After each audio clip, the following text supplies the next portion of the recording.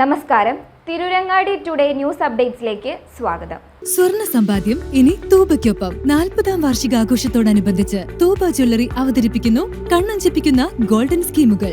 5000 രൂപയിൽ തുടങ്ങുന്ന മാസ നിക്ഷേപ പദ്ധതി മുതൽ പ്രത്യേക മംഗല്യ ആനുകൂല്യങ്ങൾ നേടാവുന്ന സ്കീമിലൂടെ പണിക്കൂലിയില്ലാതെയും പണിക്കൂലിയിൽ രജിസ്റ്റർ ചെയ്യാനും കൂടുതൽ അറിയാനും 908491 നിങ്ങളുടെ ഇഷ്ട സ്വർണ്ണമണിയാം ഇഷ്ടം പോലെ. തിരൂരങ്ങാടിയിൽ നിന്നും പിതാവിനെയും 1 വയസ്സുള്ള കുട്ടിയെയും കാണാതായ സംഭവത്തിൽ വഴിത്തിരിവ്. യുവാവ് മറ്റൊരു യുവതിക്കും കുട്ടിക്കൊപ്പം ലോഡ്ജിൽ താമസിച്ചതിൻ്റെ തെളിവുകൾ പുറത്തുവന്നു. മൂന്നിയൂർ പടിക്കൽ സ്വദേശിയായ ആലിങ്ങത്തൊടി മുഹമ്മദ് സഫീറിനെയും മകൾ 1 വയസ്സുകാരി ഇനായ മെഹറിനെയും ചെന്നൈയിലുള്ള ബംഗാൾ സ്വദേശിയായ യുവതിക്കും ഇവരുടെ കുട്ടിക്കൊപ്പമുള്ള ദൃശ്യങ്ങളാണ് പുറത്തുവന്നത്. ഇരുവരുടെയും ഫോണുകൾ സ്വിച്ച് ഓഫ് ആയതും കുട്ടിയുമായി പോയതിലും ബന്ധുക്കൾ ആശങ്കയിലാണ്. ഇക്കഴിഞ്ഞ ചൊവ്വാഴ്ചയാണ് മൂന്നിയൂർ പടിക്കൽ സ്വദേശിയായ ആലിങ്ങൽത്തൊടി മുഹമ്മദ് സഫീറിനെയും മകൾ ഇനായ മെഹറിനെയും ഇദ്ദേഹത്തിൻ്റെ ഭാര്യ വീടായ പന്താരങ്ങാടി 16 മണക്കടവത്ത് വീട്ടിൽ നിന്നും കാണാതായിരുന്നത്. സുഹൃത്തിൻ്റെ കല്യാണത്തിന് പോകാനുണ്ടെന്നും കുഞ്ഞിനെ ഡ്രസ്സ് മാറ്റി നിർത്തുവാനും പറഞ്ഞ് ഫോൺ വിളിച്ച ശേഷം വീട്ടിലെത്തി കുഞ്ഞുമായി ഇറങ്ങിയതായിരുന്നു സഫീർ. പിന്നീട് ഒരു വിവരവും ലഭിക്കാത്തതിനെ തുടർന്ന് ഭാര്യ സൽമ തിരൂരങ്ങാടി പോലീസിൽ പരാതി നൽകുകയായിരുന്നു. തുടർന്ന് നടത്തിയ അന്വേഷണത്തിലാണ് യുവാവും കുഞ്ഞും മറ്റൊരു യുവതിക്കും കുട്ടിക്കുമൊപ്പം കൊണ്ടോട്ടി കുളത്തൂരിലുള്ള കൈരളി ലോഡ്ജിൽ മുറിയെടുത്ത് താമസിച്ചിരുന്നതിൻ്റെ ദൃശ്യങ്ങൾ ലഭിച്ചത്.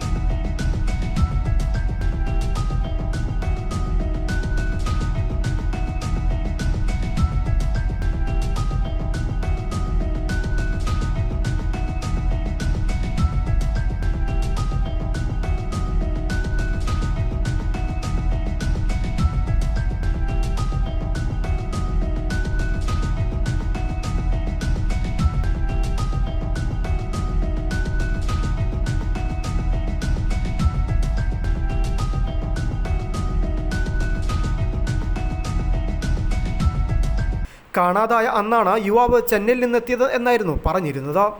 എന്നാൽ 2 ദിവസം മുമ്പ് തന്നെ യുവാവ് എത്തിയതിൻ്റെ തെളിവുകളും പോലീസിന് ലഭിച്ചു. ചെന്നൈയിലുള്ള ബംഗാൾ സ്വദേശിയായ യുവതിക്കൊപ്പമാണ് ഇയാൾ എത്തിയിരുന്നത്. ഇവർ ഒരുമിച്ചായിരുന്നു ലോഡ്ജിൽ താമസം. ഈ സ്ത്രീക്ക് ഭർത്താവില്ല. 4 വയസ്സുള്ള ഒരു കുട്ടിയുണ്ട്. ഇവർ 2 പേരും യുവാവും 1 വയസ്സുള്ള കുട്ടിയും ലോഡ്ജിൽ എത്തിയതിൻ്റെ CCTV ദൃശ്യവും പുറത്തു വന്നിട്ടുണ്ട്. ഇവിടെ നിന്നും ഇവർ ഒരു ഓട്ടോയിൽ പോയി. തുടർന്ന് കോഴിക്കോട് പുതിയ ബസ് സ്റ്റാൻഡിൽ വന്നിറങ്ങിയതെന്നുള്ള വിവരവും പോലീസിന് ലഭിച്ചിട്ടുണ്ട്. പിന്നീട് എങ്ങോട്ട് പോയി എന്നുള്ള ഒരു വിവരവും ലഭിച്ചിട്ടില്ല. ഇവരുടെ കയ്യിലുള്ള 2 ഫോണുകളും സ്വിച്ച് ഓഫാണ്. സഫീറിന് ചെറിയ സാമ്പത്തിക ബാധ്യതയുള്ളതായി ബന്ധുക്കൾ പറഞ്ഞിരുന്നു. എന്നാൽ കുഞ്ഞിനെയും കൊണ്ടുപോയതാണ് ബന്ധുക്കളെ ആശങ്കയിലാഴ്ത്തുന്നത്. അതേസമയം ഇരുവരെയും കണ്ടെത്താനുള്ള പരിശ്രമത്തിലാണ് പോലീസ്.